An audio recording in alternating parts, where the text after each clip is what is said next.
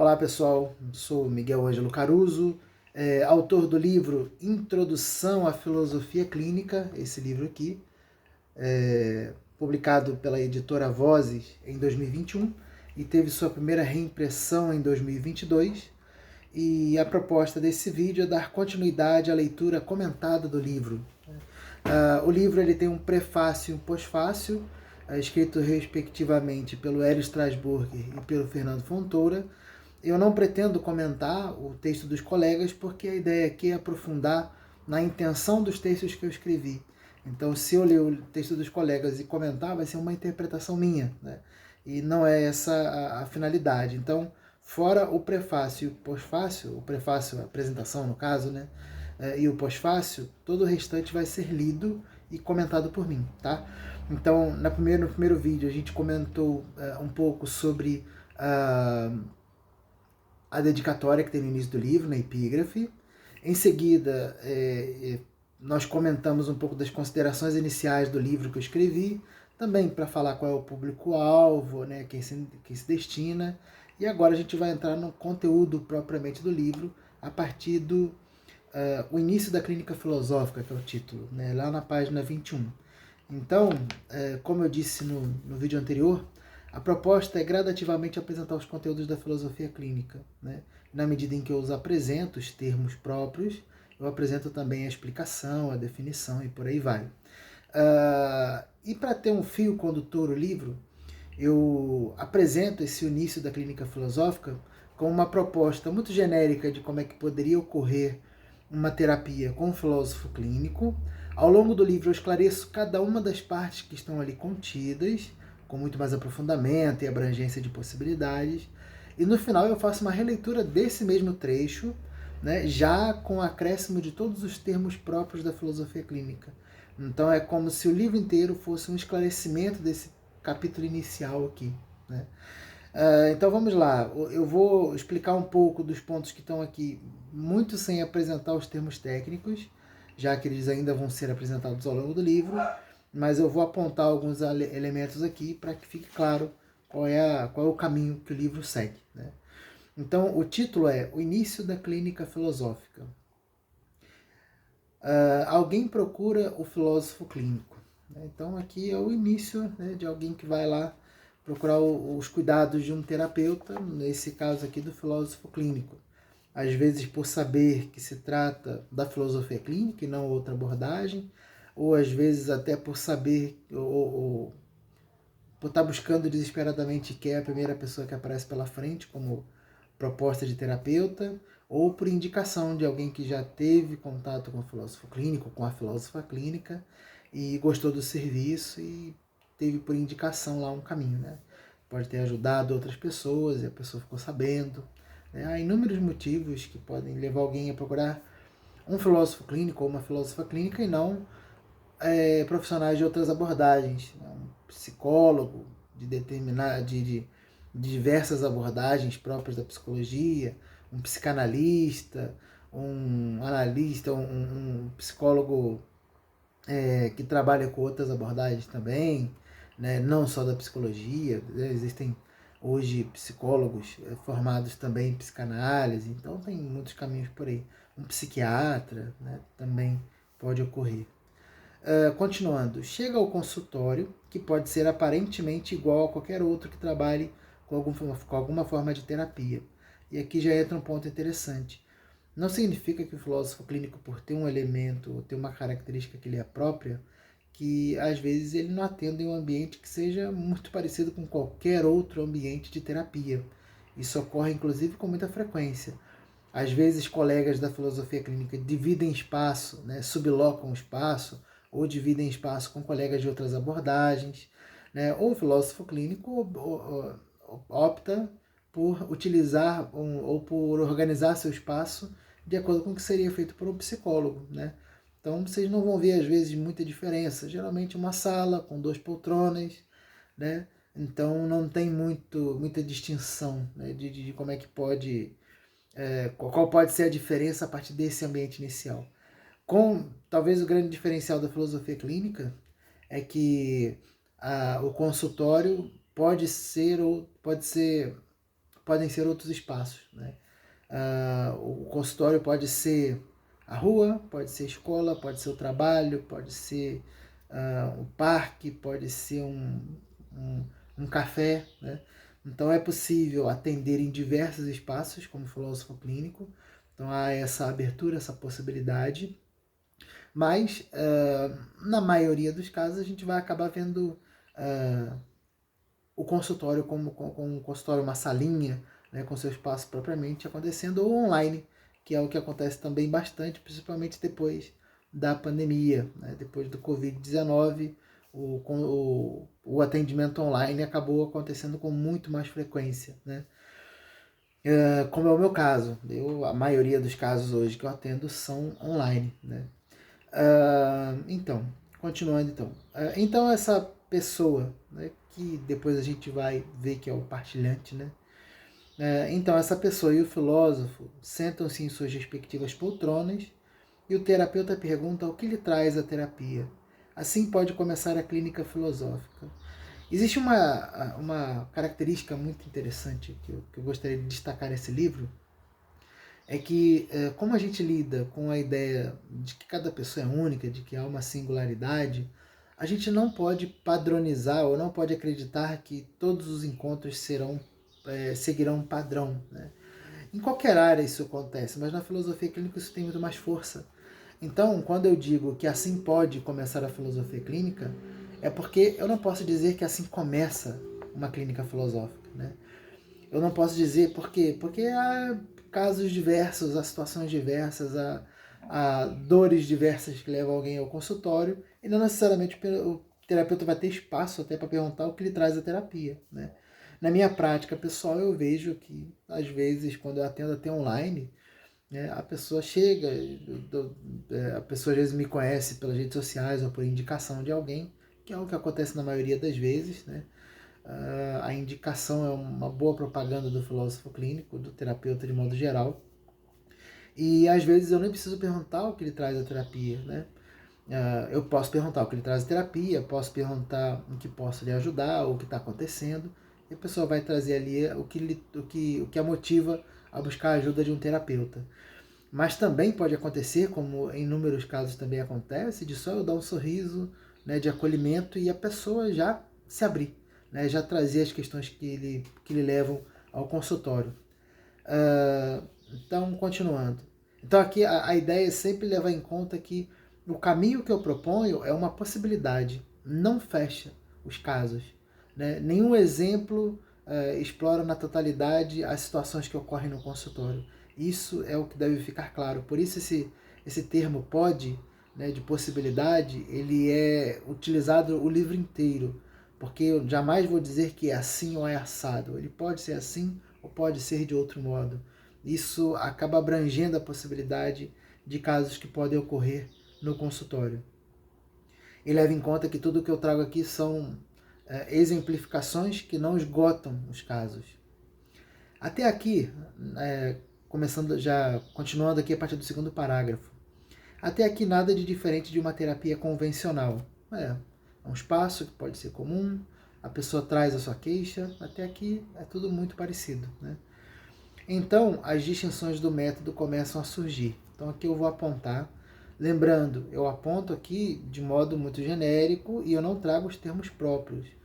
A terminologia da filosofia clínica e sua respectiva explicação vai acontecer ao longo dos capítulos seguintes. A pessoa conta o que lhe incomoda. Isso também é o que acontece em muitas terapias, né? Suas dores, dúvidas, questionamentos, angústias, motivos, sofrimentos, etc. Então aqui ainda está muito próximo daquilo que acontece numa clínica filosófica ou numa terapia de outras abordagens também, né? O filósofo ouve atentamente cada palavra, gesto e expressão.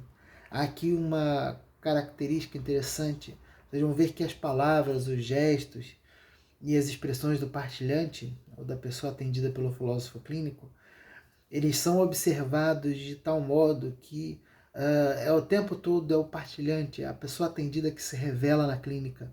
Não há na filosofia clínica um pressuposto onde eu vou encontrar características de diagnósticos no consultório. eu vou tentar compreender, eu vou buscar compreender aquela pessoa a partir dela mesma, e ela vai se tornando cada vez mais, e principalmente o critério que o filósofo clínico terá para pensar os próximos passos da sua atuação no consultório. A cada pausa que insinua silêncios maiores, o cuidador pergunta: o que mais? Ou diz: continue. Ou ainda: você dizia que... Aí diz o que a pessoa dizia e pede logo em seguida, né? E complementa repetindo as últimas palavras ditas pela pessoa, e ela continua contando. Ou seja, aqui talvez é o primeiro ponto. O filósofo clínico, ele não tem só por educação o silêncio para que a pessoa se expresse. Ele tem como princípio que ele deve interferir o mínimo possível nas primeiras horas, nos primeiros atendimentos, ao longo das primeiras sessões, que podem durar semanas, né? A ideia de que, se ele intervir minimamente, ele vai compreender ao máximo o relato da pessoa, expressando quem ela é, como ela se constitui, sem as intervenções ou sem os direcionamentos da fala do terapeuta, né? Então a ideia aqui é de direcionar minimamente a fala da pessoa e deixar com que ela se revele ao máximo, a partir de quem ela é. Então eu não pergunto coisas muito direcionáveis. Por exemplo, eu não posso dizer para a pessoa o que você sentiu naquela situação, porque eu vou levar para o lado das emoções, né? Eu não posso perguntar sobre as pessoas que estavam ali envolvidas, que eu vou apontar para as relações ou enfatizar as relações. Eu não vou perguntar para ela o que era mais importante naquela situação, porque eu vou estar levando para elementos que a gente vai ver mais adiante da valoração, do que a gente vai chamar de axiologia. Então a gente não direciona a fala da pessoa, porque a gente precisa compreendê-la a partir de si. É a pessoa o critério. Então, quanto menos eu intervir, melhor. Então o máximo que eu vou fazer é estimular essa pessoa a dizer as coisas que ela já está dizendo. Então quando eu digo o que mais, eu estou só pedindo para que ela continue contando de onde parou, né? Ou continue, né? Ou aquela última fala ainda, né? Você dizia que reticências, por exemplo. Você dizia que você tinha brigado com a sua esposa e depois você saiu de casa e passou a noite no hotel. Pronto.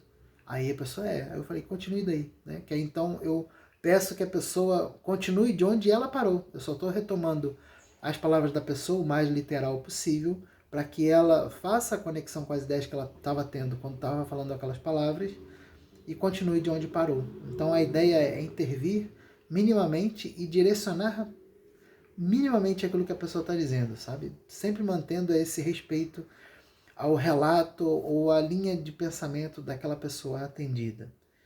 Então, continuando, no terceiro parágrafo.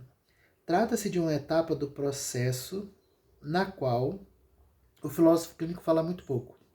Então, às vezes, as pessoas se surpreendem ou se inquietam muito, porque o filósofo clínico está ali quieto, ouvindo, não está interferindo, e muito menos dando conselho, dando encaminhamento, né? Mas aqui, leve em conta, isso aqui é uma possibilidade. Pode haver casos em que o filósofo clínico precisa interferir como forma de atendimento emergencial, né? Pode acontecer alguma coisa, a pessoa pode precisar muito de uma intervenção no primeiro momento, né, de uma demanda específica, mas, em linhas gerais, a ideia é que a gente primeiro compreenda a pessoa para depois ajudá-la de maneira mais segura possível. A escuta é mais importante do que a intervenção. É necessário conhecer a pessoa por ela mesma, havendo um direcionamento sutil, respeitando os momentos do método. Então, o direcionamento sutil é justamente esse. Continue. De onde você parou? Olha, você dizia isso, isso e aquilo. Continue a partir daí. Né? E a pessoa vai continuando sua fala, tanto da sua queixa quanto do relato da sua vida. Né? Qualquer palavra descuidada do terapeuta pode mudar todo o discurso de quem o procurou e produzir um problema que sequer existia. E isso acontece, eu acompanho supervisões de estágio de novos candidatos a terapeuta, e isso eu já vi, né, bastante, que o quanto que, se a gente falar uma palavra, se a gente direcionar alguma palavra dentro da fala da pessoa, a pessoa vai acrescentar aquela fala, a sua reflexão, e vai utilizar aquela palavra várias vezes, ou vai tender a utilizar essa palavra várias vezes. Então, quanto menos a gente interferir, melhor. É claro que os passos que a gente atende já influencia, o modo como a gente se veste, a nossa aparência, o modo como a gente acolhe, tudo isso já interfere. Por isso que eu digo que é uma interferência mínima, o que mais adiante a gente vai chamar isso de agendamento mínimo. Ou seja, não há uma ausência de interferência e influência, há um movimento de minimizar essas influências para que a gente consiga obter o máximo possível, o mais, vamos dizer assim, puro possível, né, o relato da pessoa.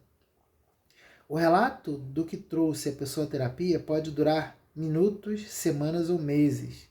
Não há como prever.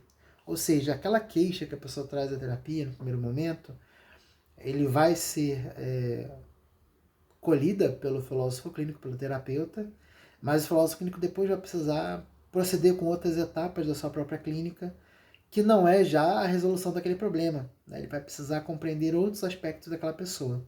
Então ele precisa chegar ao fim dessa etapa para dar início a outra. E essa etapa ela pode durar 10 minutos, então a pessoa pode comentar o que acontece e já pedir que a gente diga o que a gente pode ajudar. Né?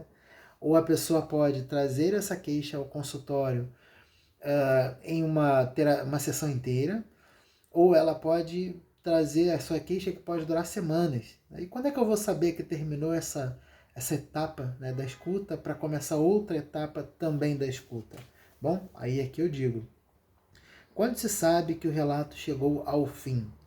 Pelas repetições ou silêncio continuado, o que pode dar início a indícios de que a pessoa esgotou sua queixa inicial. Então, aqui, ó, pelas repetições, ou seja, como o filósofo clínico está em busca de obter informações de compreensão daquela pessoa que atende, o ponto é, se a pessoa se repetiu muito, mas ainda traz informação nova, a gente continua escutando. Se a pessoa começa a se repetir demais e não traz nenhum dado novo, aí a gente pode, com muita educação, com muito cuidado, interromper aquela parte e pedir que a pessoa dê continuidade a trazer outras informações para a gente. Né? Ou um silêncio, às vezes a pessoa vai silenciar, vai ficar quieta, ou vai até dizer que já não tem mais nada a dizer, né? Vai falar, não tem mais nada a dizer, é só isso mesmo. Aí a gente dá continuidade a outro procedimento. O filósofo clínico trabalha sua escuta a ponto de saber quando quem o procurou não tem mais novidades sobre suas queixas iniciais. Há momentos em que a própria pessoa percebe que disse tudo o que tinha a dizer e cessa sua fala. Pronto. Né? Continuando aqui na página 22, o novo parágrafo. Concluído o relato, ou seja, essa queixa inicial, né, o filósofo clínico parte para outra etapa de seu trabalho de escuta. Então há outras etapas. Né? Há um procedimento muito, muito rico na filosofia clínica de escuta do outro, de compreensão do outro, a partir do outro. Né? Então, pede à pessoa que conte sua história de vida desde seu nascimento até os dias atuais. Então aqui é uma outra etapa. Né? A pessoa já me contou a sua queixa inicial, os seus problemas, e ali ela vai começar a contar a sua história de vida, o seu relato, a sua vivência desde as suas primeiras lembranças até os dias atuais. Há quem vá começar no relato de como seus pais se conheceram, como eles casaram e qual foi o contexto no qual ela nasceu. Né? Outras pessoas vão começar a dizer das primeiras lembranças. Então a pessoa vai, eu só lembro, vai dizer, eu só lembro daquilo que, a partir dos meus 9 anos, antes disso eu não tenho lembrança nenhuma. E por aí vai. Né? Então há uma riqueza de possibilidades de relato da história de vida muito interessante. Tem gente que vai contar da história dos avós, antes dos pais e depois delas mesmas. Né? Aí continua, né? Começa um relato. Lembranças da infância, adolescência, juventude e vida adulta. Alguns retornos a momentos anteriores, alguns saltos de meses, anos à frente, pouco a pouco surge uma história. Então, a gente precisa considerar também o seguinte. Às vezes, a pessoa, lá naquela queixa inicial, já vai trazer o relato da sua história. Então, às vezes, mesclada com o seu relato, ela vai dizer assim, mas eu preciso te contextualizar. Eu nasci em tal lugar, vivi em tal situação, vivi com meus pais, saí de casa, fui morar com minha avó, sei lá, né, vai contar a sua história de vida. E às vezes, no relato inicial, a história de vida já vem com uma riqueza imensa de relatos. Às vezes não, às vezes a pessoa só vai fazer o seu relato inicial, a sua queixa, e depois vai começar a contar a sua história de vida. Então tem essas possibilidades, né?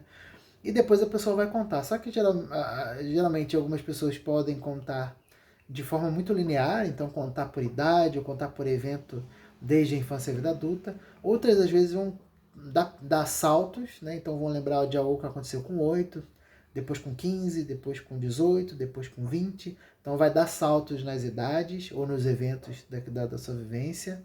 Ou vai haver também pessoas que vão comentar algo com 8, depois com 15, depois com 10, depois com 30, depois com 25. Então tem pessoas que vão oscilar não, vão pular de modo aleatório para momentos da vida. Então vai caber ao filósofo clínico terapeuta a ordenar essa sequência de acontecimentos para compreender a pessoa em sua história em sua linearidade existencial da melhor maneira possível, né? Há pessoas também que vão contar a partir de temas, né? Tem gente que vai contar, primeiro eu vou comentar do aspecto da minha família, aí comenta.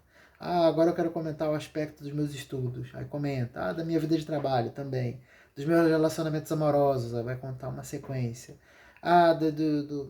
Dos problemas que eu enfrentei na minha vida, vai comentar uma sequência. Tem gente que também vai seguir por aí, né? O cuidador está atento aos contextos. Então ele já está querendo saber o que tem nos panos de fundo daqueles acontecimentos, né? Quais os elementos circunstanciais que envolvem aquela história. Quer saber as circunstâncias, as relações, a experiência de tempo, como a pessoa se sente, etc. Aqui vocês vão ver mais adiante que se trata dos exames categoriais, que é algo que eu vou trabalhar cada um desses pontos um pouco mais de aprofundamento, de profundidade, né? Para compreendê-la, ou seja, a pessoa, né, o filósofo clínico procura o contexto, onde estão as bases dessa formação de quem ela é, ou melhor, está sendo e como age, né? Então, são as três etapas da filosofia clínica, está dito aqui de modo muito indireto, e a gente vai compreender o livro inteiro, vai ser para isso, praticamente, né? Mas o contexto dessa pessoa, quem ela é ou ela está sendo, sua constituição interna e como ela age, né? Como é que ela age de modo externo ou age do seu ponto de vista mais conceitual, mais interno, né? Tal contextualização caminha com a identificação de outros elementos como a busca da questão a ser trabalhada, ou seja, a pessoa trouxe sua queixa inicial, mas aquela não é necessariamente a questão que vai ser trabalhada. Então, para eu saber qual é a questão que vai ser trabalhada no consultório, não basta saber qual é a queixa inicial, a reclamação que a pessoa me trouxe na terapia. Eu preciso compreendê-la por completo. E compreendê-la por completo significa entendê-la em seu contexto existencial, ou seja, o ambiente todo que a cerca a partir dela mesma. É ela que é meu referencial, a pessoa atendida. Então é ela quem vai me dar o peso subjetivo que tem cada um dos elementos que a rodeiam, que estão em seu entorno. Depois eu compreendo aquilo que a constitui internamente, quem ela é ou está sendo, né? Por que está sendo? Porque a gente compreende a possibilidade de uma movimentação interna, né? Não compreendemos que a pessoa vai ser um ser humano estático internamente, né? Esse âmbito interno tem essa movimentação própria. Os pensamentos, os sentimentos, as vivências, tudo tá vivo e constante, né? Uma plasticidade. E como ela age, ou seja, como é que ela viabiliza o que está acontecendo com ela? Como é que ela vivencia isso? Quais são as ferramentas das quais ela dispõe para conseguir lidar com essas questões? Então, esses são alguns pontos, né? Então, a partir dessa relação como um todo, do contexto interno, do contexto externo, dos elementos internos e o modo de agir, é que a gente vai encontrar a questão a ser trabalhada. Então, não necessariamente aquela queixa inicial que leva a pessoa a buscar a terapia vai ser o ponto principal a ser trabalhado no consultório. Por isso, a gente precisa compreender melhor a pessoa para depois auxiliá-la. O contexto histórico da pessoa revela os traços determinantes de sua constituição, né? Então, eu preciso pegar o contexto histórico para entender tudo isso. Em outras palavras, dentro de seu contexto, ela mostrou o que é determinante em seu ser e como isso é viabilizado. Então, a gente precisa encontrar elementos que são determinantes, que são mais fortes, que tenham uma expressão maior, né, na sua vivência, e de que modo isso conduz ou a faz conduzir ou a faz atender a conduzir, a levá-la para determinada direção e não para outra, né?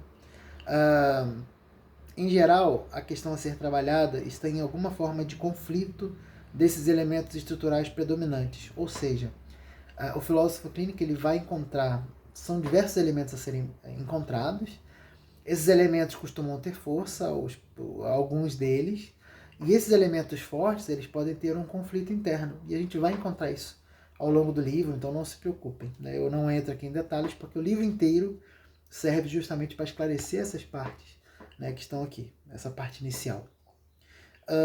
A maneira de trabalhar esses elementos pode vir da própria pessoa. Ou seja, o nosso primeiro critério para saber de que modo a gente vai trabalhar, quais as ferramentas nós vamos utilizar para trabalhar, quais os meios a gente vai utilizar, vão vir da própria pessoa. Ou seja, muitas vezes o partilhante, a pessoa atendida, ela já vai ter os meios necessários para trabalhar as suas questões. Então o filósofo clínico ele só vai estimular a pessoa a utilizar aquilo do que ela já dispõe para justamente poder trabalhar o que está nela. E esse é um ponto fundamental, né? Se ela não tiver seu próprio modo de lidar com isso, em um trabalho conjunto, o filósofo clínico ensinará novas maneiras. Ou seja, primeiro o filósofo clínico vê se a própria pessoa já tem meios para lidar com aquilo que precisa ser trabalhado na terapia. Se a pessoa não tem todos os meios necessários, aí sim ele vai ter uma série de caminhos, uma série de possibilidades adaptáveis à subjetividade daquela pessoa para poder ensiná-la, para poder auxiliá-la naquele movimento. Continuando, o último parágrafo, que no caso é o primeiro da página, né? Na página 23. Ao trabalhar com as questões últimas, ou seja, as questões que a gente estava procurando ao longo de todo o relato da história de vida da pessoa, a pessoa e seu terapeuta constroem um itinerário, então há um caminho construído em comum. Vejam que já uma característica também muito própria da filosofia clínica é que o filósofo clínico não é aquele que detém um certo saber-poder, ele não está acima da pessoa atendida. Mais adiante eu vou trabalhar isso com mais cuidado, mas ele não está acima da pessoa que atende, ele está lado a lado, né? Por isso que essas construções são em comum. Não há uma construção de via única. A pessoa atendida e aquela que atende na filosofia clínica fazem parte do processo construtivo de caminhos para aquela pessoa. Não há tempo específico para isso, ou seja, não há tempo de terapia específico. Até vocês vão ver em obras anteriores, mais antigas da filosofia clínica, que já se tinha uma proposta de que aquela queixa inicial ela duraria 20 minutos e a terapia como um todo duraria 6 meses. Né? Há textos em que dizem que a terapia duraria de 6 meses a 2 anos. Hoje a gente não trabalha com isso. Cada pessoa tem a sua própria demanda. Então, se nosso maior critério, a maior referência à ideia da singularidade, a gente também precisa se abrir à possibilidade de que cada pessoa vai trazer a sua demanda e o seu tempo, né, do consultório. Então, vai ter gente que vai ser atendida em 2 meses e vai ficar ótima, tem gente que vai demorar 3 anos e ainda vai precisar de mais tempo. Então, vai do tempo de cada um. Né? E da demanda também, da questão a ser trabalhada, da finalidade que a pessoa vai à terapia. Tem gente que vai à terapia para se conhecer. Então, às vezes, vai querer ficar mais tempo, não porque tem um problema específico, mas porque ela quer continuar trabalhando esse processo de autoconhecimento. Né? Bom, e as aqui são só exemplificações que não esgotam as possibilidades do que pode acontecer no consultório. Continuando, mais uma vez viabilizado um caminho para a resolução dos conflitos, ela segue sua vida, ou ela pode seguir sua vida. Né? Como eu disse, às vezes a pessoa já trabalhou suas questões, mas ainda quer trabalhar outros pontos. Né? Às vezes o autoconhecimento, sem problema específico a ser trabalhado, pode ser uma questão, então a gente pode caminhar. Mas, em geral, quando a gente termina tudo que precisa ser trabalhado ali na clínica, a gente ocorre ali o fim da terapia, né? A conclusão do trabalho. E é lógico, a pessoa pode voltar à terapia quantas vezes ela quiser, ou quantas vezes aparecerem problemas que ela queira lidar com a ajuda de um terapeuta ali em paralelo. Né? Não é porque ela aprendeu os caminhos necessários para resolver determinado problema e que talvez ela consiga lidar com muitos outros, tá? E já saiba como fazer, que ela não queira, às vezes, a ajuda do terapeuta, às vezes, para abreviar o movimento, para ajudar a esclarecer alguns pontos que talvez não estejam tão claros e por aí vai. É estabelecida a alta, né? Às vezes em comum acordo, ou seja, às vezes essa alta ela ocorre com um consenso entre o terapeuta e a pessoa atendida. Mas pode ser que uma das partes decida o momento da alta. Então, às vezes, o terapeuta vê que a pessoa já concluiu o processo e precisa dispensá-la. Ah, mas quando é que ele vai saber disso? Ele já vai ter entendido essa pessoa ao máximo. Né? Ele já vai ter ouvido sua história de vida, já vai ter compreendido como ela se constitui internamente, como se dá seu contexto, como é que ela age. Então, ele já vai saber o movimento a ser feito, porque ele já compreende bastante aquela pessoa. Né?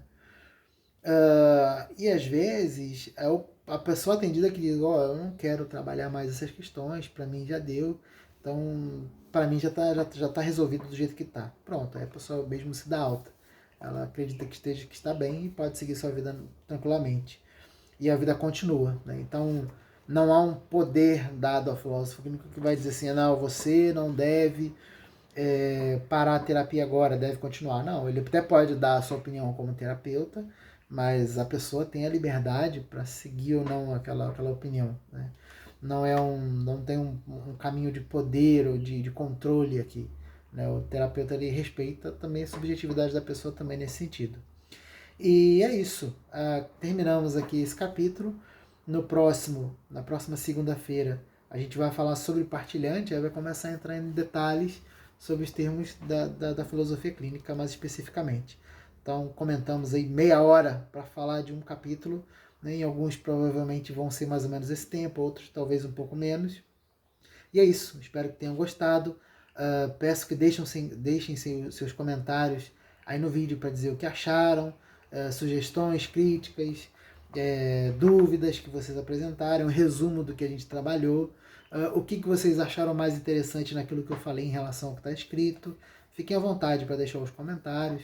Como eu tenho poucos seguidores ainda, né, eu espero que talvez que aumente o número de pessoas que acompanham meu trabalho.